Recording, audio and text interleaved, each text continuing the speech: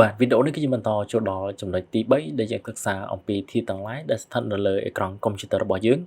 ដែលយើងហៅថា desktop បាទអញ្ចឹងផ្ទៃអេក្រង់ទាំងមូលរបស់កុំព្យូទ័ររបស់យើងនេះយើងហៅថា desktop បាទ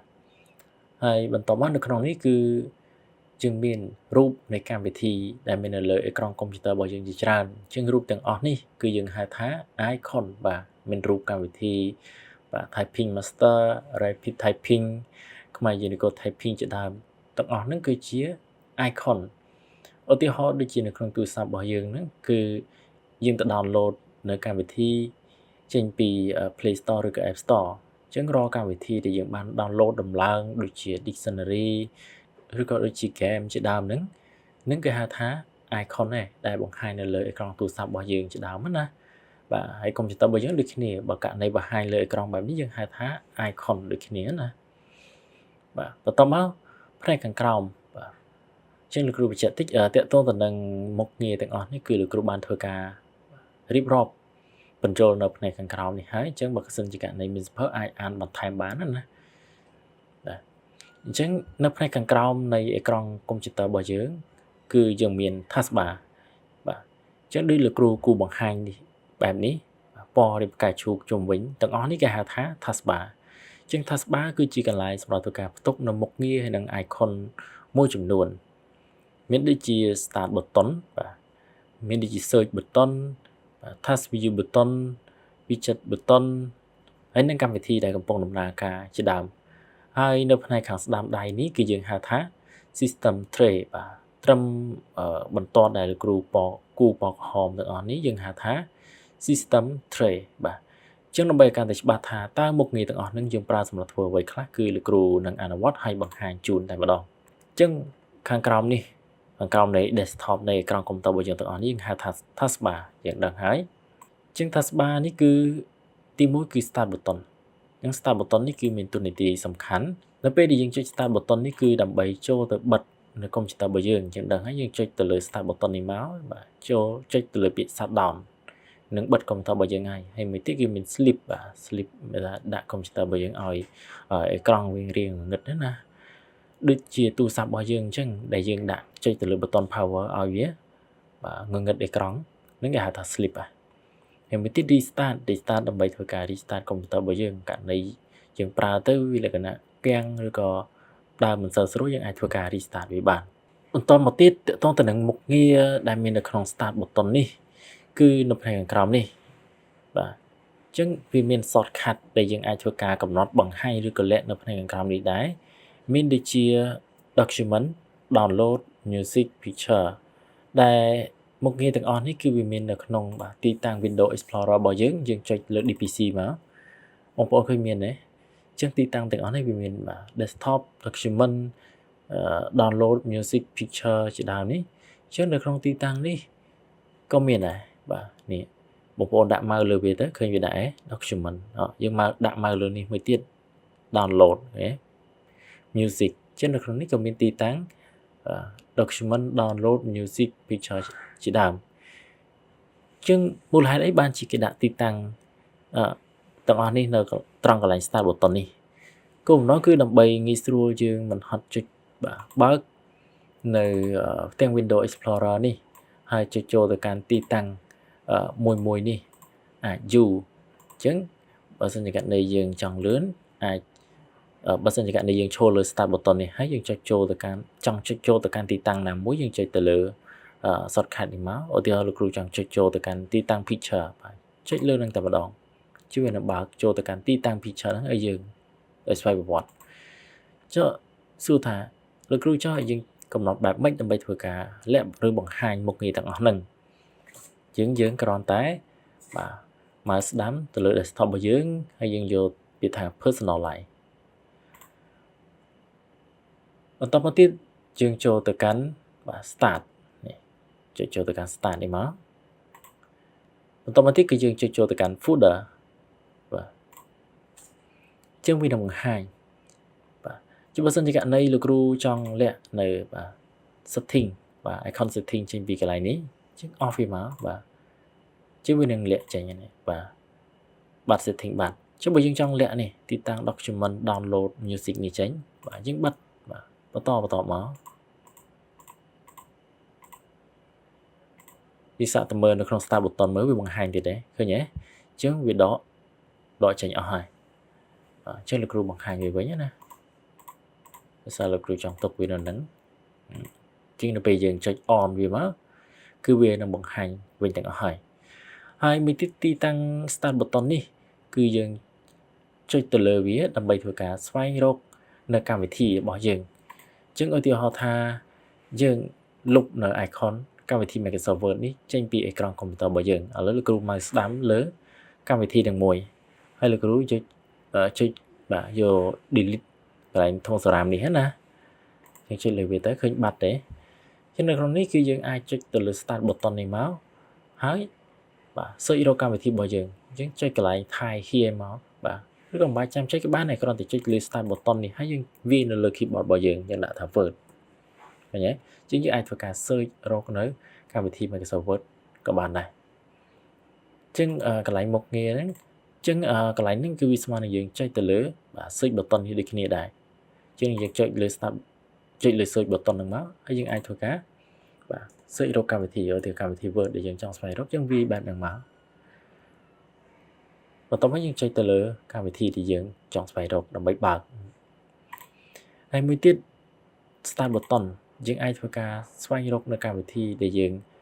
ចង់បើកបើសិនជាករណីយើងអត់ចាំឈ្មោះទេអត់ចាំឈ្មោះកម្មវិធីណាដែលយើងបានលុបជាពីអេក្រង់ឬក៏កម្មវិធីណាដែលយើងបានដំឡើងហើយវាអត់បង្ហាញនៅលើអេក្រង់ណាជាងយើងអាចធ្វើការស្វែងរកវាបាននៅលើ start button នេះចុចលើ start button នេះហើយយើងចុចទៅលើពាក្យថា app បាទចុចលើ app នេះមកចឹងវានឹងធ្វើការបង្ហាញរាល់កម្មវិធីទាំងអស់ដែលមាននៅក្នុងកុំព្យូទ័ររបស់យើងជាងយើងអាចធ្វើការ scroll រកមើលនេះបើសិនជាករណីយើងអត់ចាំឈ្មោះកម្មវិធីជាងយើងអាច scroll រកបែបហ្នឹងបានអញ្ចឹងនឹងអាចរកឃើញហើយមួយទៀត start button នេះគឺយើងអាចធ្វើការស្វែងរកនៅឯកសារដែលមាននៅក្នុងកុំព្យូទ័ររបស់យើងដែលយើងបានរក្សាទុកក្នុងកុំព្យូទ័ររបស់យើងអាចចុចត្រង់កន្លែង more នេះបាទចុច more ហ្នឹងមកchứ về bằng hai rõ ai cái sao để mình được không công tơ bây giờ nữa ngay rồi có ai cái sao dạng thọp báo cái nè rồi có rụp hiệp cho đam nè rụp hiệp rồi có video có bằng hai là không nặng đại vậy chứ bớt sinh như bạn đi dân trong thôi cả ba nơi video rồi có rụp hiệp nào mới dân còn thể chơi lưu tới cứ viên thôi cả ba ở dân hai bạn chứ trong sinh bật tuần ní dân trái nè và dân plasma thôi cả xuôi cho nó cả về thì mà tao mới dân cho đo task viewingถ้าวิวนี่คือมีสาระสำคัญដើម្បីអាចឲ្យយើងធ្វើការបើកនៅផ្ទាំងណាមួយដែលយើងចង់បើកឧទាហរណ៍ថាលោកគ្រូបានធ្វើការបើកនៅផ្ទាំង Windows Explorer មួយផ្ទាំងមេរៀនកម្មវិធី Microsoft Word មួយផ្ទាំងជ្រោមនេះផ្ទាំងដែលយើងបើកនៅ YouTube ណាហើយនឹង Telegram មួយអញ្ចឹងវាមានប៉ុន្មានផ្ទាំងបាទយើងរាប់មើល2 4មានចំនួន4ផ្ទាំងអញ្ចឹងស្រាប់តែយើងចូលលើកម្មវិធី Microsoft Word ដែលកំពុងបើកមេរៀនណាហើយយើងចង់ធ្វើការបើកនៅផ្ទាំងផ្សេងទៀតអញ្ចឹងយើងចុចទៅលើ task view នេះមកចុចមកឆ្វេងលើវាមួយអញ្ចឹងវានឹងបង្ហាញរាល់ផ្ទាំងទាំងអស់ដែលយើងបានធ្វើការបើកនៅក្នុងកុំព្យូទ័ររបស់យើងអញ្ចឹងបើសិនជាករណីយើងចង់ចូលទៅលើកម្មវិធី Telegram យើងគ្រាន់តែយកមកឆ្វេងរបស់យើងចុចទៅលើផ្ទាំង Telegram នេះមកអញ្ចឹងយើងអាចធ្វើការបើកផ្ទាំងនៅ Telegram នឹងបានហើយយើងចង់បើកទៅលើផ្ទាំងអីគេទៀតផ្ទាំងនេះកម្មវិធីជ្រោមដែលបើក YouTube ណាជាងយើងចុចលើវាមួយមកជាងវានឹងបង្ហាញហើយបាទអញ្ចឹងនេះតើតទៅនឹងការប្រើប្រាស់នៅ Tab View នេះបាទបន្តមកទៀតគឺលោកគ្រូនឹងបង្ហាញតើតទៅនឹងត្រង់កន្លែងឆាននេះគឺយើងប្រើវាសម្រាប់ធ្វើការបើកនៅ Microsoft Teams យើងចុចលើវាមកអញ្ចឹងយើងអាចបើក Microsoft Teamsយើងអាចធ្វើការ sign in account Microsoft Teams របស់យើងចូលបើសិនជាករណីយើងមានណាជាងយើងអាចឆាតដូចយើងប្រើប្រាស់ Telegram ដូចប្រើប្រាស់ Zoom ដែរណាស្តៀងគ្នាទេអាច call ជាវីដេអូអាចធ្វើការបង្កើតនៅ class ឬបង្កើត meeting ដើម្បីជួបប្រជុំគ្នាប្រើលក្ខណៈស្តៀងទៅនឹង Zoom អញ្ចឹងណាបន្តមកទៀតនៅខាងក្រោមនេះគឺវាមានFile Explorer File Explorer យើងមិនបាច់ចាំធ្វើការបើកនៅក្នុង DPC នេះ double click បើកបែបនេះក៏បានដែរបាទយើងចុចទៅលើ File Explorer នោះមកក៏អាចធ្វើការបើកបានដែរឥឡូវគ្រូបិទសិនបាទ លើយើងចុចមក ឆ្វេងលើវាមួយមើលវាបើកទាំង Windows Explorer ឲ្យហ៎ឃើញទេបើកឲ្យមែនទេបន្តមកទៀតត្រង់ Microsoft Store នេះគឺយើងប្រើសម្រាប់ធ្វើការបាទចូលទៅ download game ជាដើមបាទចុចមកឆ្វេងលើវាមួយ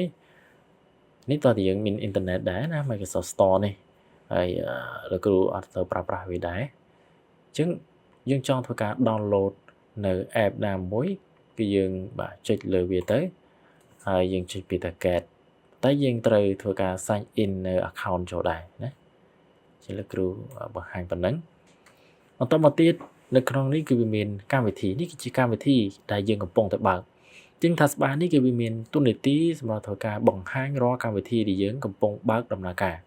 ឧទាហរណ៍ថាលោកគ្រូធ្វើការបើកនៅកម្មវិធី Microsoft PowerPoint ឬក៏ Excel ឥឡូវលោកគ្រូបើក Excel ចុះបាទលោកគ្រូ double click ដើម្បីធ្វើការបើកកម្មវិធី Microsoft Excel អញ្ចឹងវានឹងធ្វើការបង្ហាញនៅ icon នៃកម្មវិធី Microsoft Excel នៅខាងក្រោមជាលក្ខណៈបែបនេះមានន័យថាឬក៏បញ្ជាក់ថាកម្មវិធីហ្នឹងគឺយើងកំពុងតែបាទបានបើកហើយតោះណាបាទជាលោកគ្រូបិទវាវិញមួយទៀត Taskbar នេះគឺយើងអាចផ្ទុកនៅ icon នៃកម្មវិធីរបស់យើងបន្ថែមទៀតឧទាហរណ៍ថាយើងអត់ចង់ធ្វើការដាក់នៅរូបកម្មវិធីនៅលើអេក្រង់បែបនេះទេមើលទៅវាច្រើនរញ៉េរញ៉ៃអញ្ចឹងយើងអាចធ្វើការបាទដាក់ icon ទាំងអស់នេះមកក្នុង Taskbar របស់យើងដើម្បីធ្វើការដាក់យើងគ្រាន់តែមើលស្ដាំឧទាហរណ៍ថាលោកគ្រូចង់ដាក់កម្មវិធី Microsoft PowerPoint នេះមកក្នុង Taskbar ជាយើងគ្រាន់តែមើលស្ដាំទៅលើកម្មវិធីនឹងមករូបកម្មវិធីនឹងមកបន្ទាប់មកយើងយកពាក្យថា show more option នេះបាទបន្ទាប់មកទៀតយើងចុចយកពាក្យថា pin to taskbar ជាងមានន័យធ្វើការបាទដាក់កម្មវិធី PowerPoint នៅខាងក្រោមហ្នឹងហើយជាងយើងអាចធ្វើការលុបកម្មវិធី PowerPoint នេះចេញពីអេក្រង់នេះបានហើយយើងមកស្ដាំហើយយក delete នេះមកបាទជាងយើងអាចធ្វើការចុចបាទបើកកម្មវិធី PowerPoint នៅខាងក្រៅTaskbar នេះក៏បានដែរឃើញទេបាទយើងចុចលើ icon នៅក្នុង Taskbar ហ្នឹងមកបើកបានដូចគ្នាចុះបើសិនជាករណីយើងចង់ដកវាចេញពី Taskbar របស់យើងយើងគ្រាន់តែមើលស្ដាំឲ្យចំ icon នៃកម្មវិធីហ្នឹងមកហើយយើងយកពាក្យថា unpin from Taskbar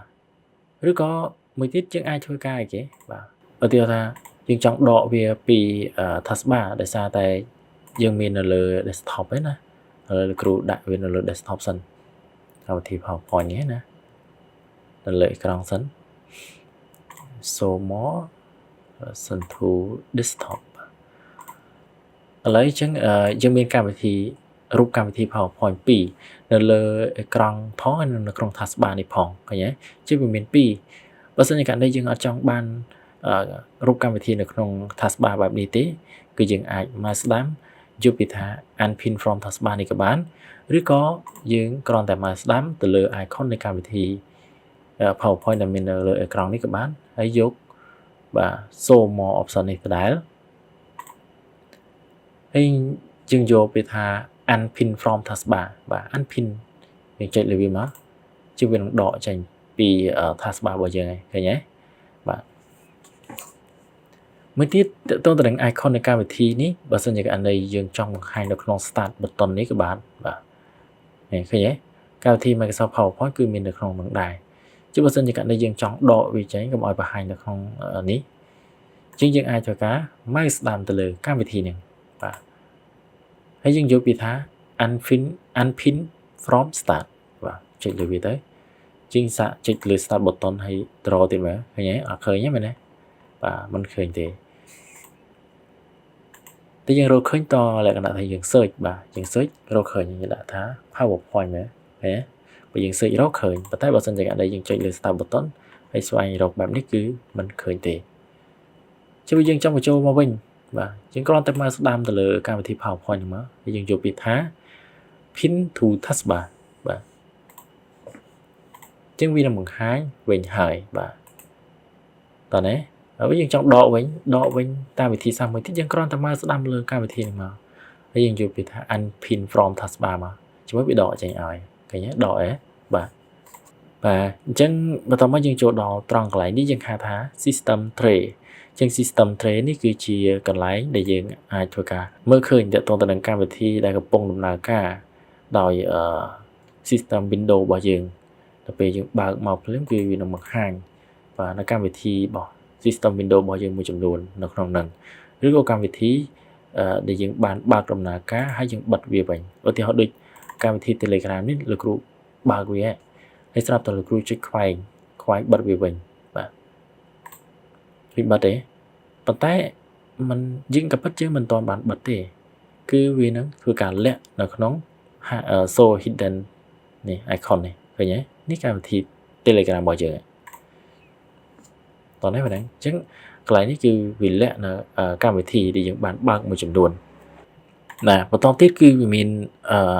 keyboard អញ្ចឹង keyboard នេះតើតើទៅនឹងការលាក់នឹងបង្ហាញគឺវីដេអូក្រោយមានណាបាទវីដេអូក្រោយគឺលោកគ្រូនឹងបង្ហាញអញ្ចឹងយើងចុចលើវាទៅដើម្បីបង្ហាញ keyboard នៅលើអេក្រង់កុំព្យូទ័ររបស់យើងណាបាទហើយមួយទៀតតើតើទៅនឹងនេះតើតើទៅនឹង app ដែលយើងកំពុងតែ record លោកគ្រូកំពុង record តែវាបង្ហាញនៅក្នុងដែរនេះវាកំពុងតែ load ណាកម្មវិធីដែលកំពុងប្រើ record គឺវា load បង្ហាញនៅក្នុងនឹងដែរហើយមួយទៀតវាបង្ហាញនៅ keyboard ប្រភេទ keyboard របស់យើងជាភាសាខ្មែរជាភាសាអង់គ្លេសដែលយើងកំពុងតែឈរលើដើម្បីធ្វើការវាអត្ថបទណាជាងនេះគឺនៅមេរៀនក្រោយគឺលោកគ្រូនឹងបង្ហាញហើយមួយទៀតគឺកន្លែង system trace ប្រើសមត្ថភាពបង្ហាញនៅអ៊ីនធឺណិត Wi-Fi ដែលយើងបានភ្ជាប់បាទយើងចុចលើវាមើលបាទជាងនេះគឺយើងអាចធ្វើការបាទចុចត្រង់កន្លែងសញ្ញាព្រួយនេះដើម្បីចូលទៅមើលតើតង Wi-Fi ឬអ៊ីនធឺណិតដែលយើងបានភ្ជាប់ឃើញទេជាងភ្ជាប់ជាមួយនឹងទូរស័ព្ទរបស់លោកគ្រូវាយើងចង់បិទយើងចុចលើវាទៅគឺវាបិទដែរត្រង់កន្លែងនេះណាបាទហើយបន្តមកត្រង់កន្លែងនេះគឺយើងអាចធ្វើការបន្ថែមបន្ថយសំឡេងនិងពន្លឺអេក្រង់កុំព្យូទ័ររបស់យើងបាននេះពន្លឺបាទយើងអាចបន្ថយ